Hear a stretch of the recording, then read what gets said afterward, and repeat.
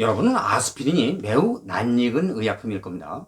개발되기도 오래됐고 해열 진통제로서 가족용 상비용으로도 많이 사용하고 있거든요. 값이 싸고 흔하다 보니까 편의점에서도 쉽게 구할 수 있죠.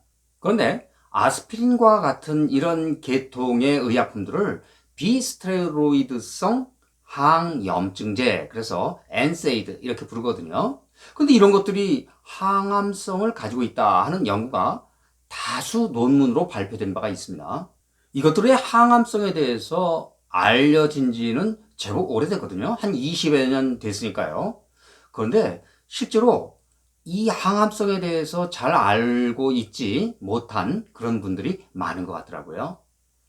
아스피린이 가지는 심장 예방 이런 관련은 많이 아는데 항암성에 대해서는 잘 모르는 것 같아서, 그래서 이번 시간에는 아스피린이 가지는 항암성에 대해서 좀 얘기해 보려고 하거든요. 궁금하시면 영상을 집중해서 보세요. 그리고 영상을 다 보시고 난 다음에 이 영상이 마음에 드신다 그러면 좋아요, 구독 눌러주세요. 아스피린은 살리실산과 아세트산을 축합해서 만든 의약품으로 바이엘사에서 특허국에 등록한 지 100년도 넘었죠. 살리신이라고 하는 물질이 있거든요. 이거는 버드나무 껍질에서 천연적으로 생성되는데 아스피린과 유사하고 수천 년 전부터 의약품으로 사용된 근거가 많이 발견됩니다. 수천 년 전부터 사용됐다 할 것 같으면 이집트나 그리스 이런 데 생각하시면 되고요. 버드나무 껍질 그러니까 생각나는 게 있네요. 옛날에 이순신 장군이 무과시험에 참여했을 때 말에서 떨어져 부상을 당했는데 부상 부위를 버드나무 껍질로 칭칭 동여매고 무과시험을 무사히 완주했다. 그런 일화가 생각납니다. 몸 안에서 프로스타글란딘이 생성되면 이 프로스타글란딘이라고 하는 건요. 여기 그림에서 보시면 아라키돈산이 있죠. COX-1, COX-2 이것은 효소로 작용하는 것인데요. 이것들이 작용해서 프로스타글란딘이 이렇게 다양한 종류가 생성됩니다. 그런데 이것은 염증, 발열, 통증 이런 게 생기거든요. 그 이유는 프로스타글란딘이 조직 손상이나 감염 부위에서 만들어지기 때문에 이거는 치유 과정의 일부라고 보면 되겠습니다. 그래서 당연히 염증, 통증, 발열을 유발하겠죠. 혈관이 손상되면 트롬복산이라는 프로스타글란딘이 혈전 형성을 자극해 손상 치료를 하고 혈액 손실을 막기 위해 혈관을 수축시킵니다.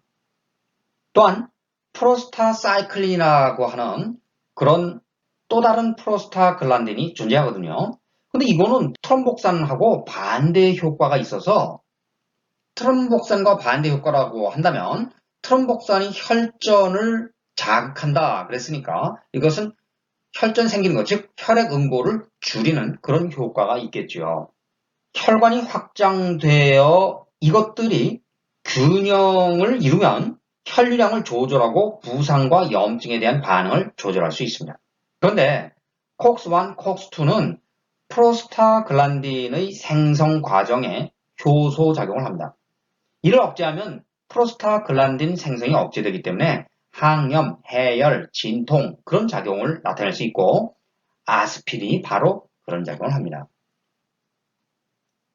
프로스타글란딘은 여러 가지가 있는데 그중 트롬복산은 혈전 형성에 작용하고 혈전 부위에 대해 혈류를 감소시킨다 그랬죠. 트롬복산은 지혈을 하는 동안 활성화된 혈소판에 의해 생성되어서 혈소판 응집을 증가시킵니다. 아스피린은 COX-1, COX-2 이런 효소 작용을 방해해서 결국은 프로스타글란딘 생성을 억제하죠. 그러다 보니까 사람에 따라서는 출혈을 일으키기도 합니다.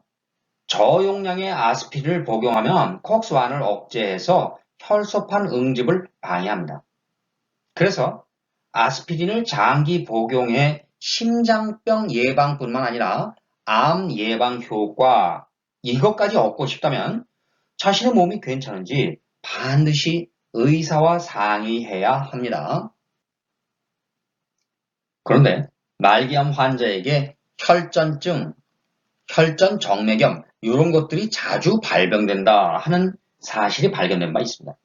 PGE2는 종양 증식, 분화 및 혈관 신생을 촉진하기 때문에 아스피린은 다른 엔세이드와 비특이적으로 콕스2 이것을 억제하는 능력이 있어서 그래서 항암 효과가 있습니다. 특히 아스피린은 대장암 이것을 비롯해서 2차 암을 예방하는 그런 능력이 강력한 약제로 부상했죠. PGE2 이런 말이 나오네요. 그런데 이 PGE2는 프로스타글란딘 종류입니다. 프로스타글란딘 E2를 가리키는데 그냥 그런 게 있나 보다 하고 생각하세요. 자세히 알려고 하면 머리가 복잡해지니까요. 혈소판은 암세포 성장을 촉진하고 그리고 면역 공격을 피하는 데 도움을 줍니다. 혈소판 수 증가는 악성 종양 환자에서 암의 예측인자로 밝혀졌죠. 최대 20%의 암 환자가 혈전증을 앓고 있습니다. 이런 위험은 혈액 악성 종양과 함께 뇌암, 췌장암 또는 위암 환자에서 특히 높습니다. 암 환자의 경우는 악성이 없는 환자에 비해 4에서 7.5배 더 높다는 사실이 입증되었거든요.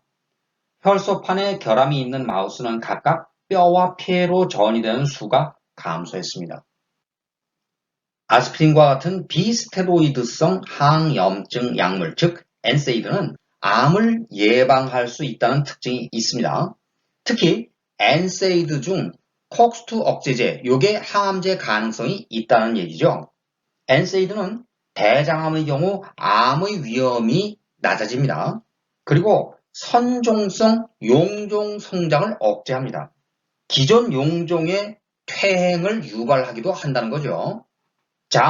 JAMA 언콜로지의 2016년 6월 발표한 대규모 코호트 연구 분석에 따르면 아스피린을 6년 이상 사용, 이 정도 되면 아주 장기 사용한 거죠. 그렇게 되면 대장암 위험이 19% 감소하고요. 그 밖에 위장관암 위험이 15% 감소한다는 얘기입니다. 모든 유형의 위장관암 위험이 15% 감소한 것으로 나타났습니다.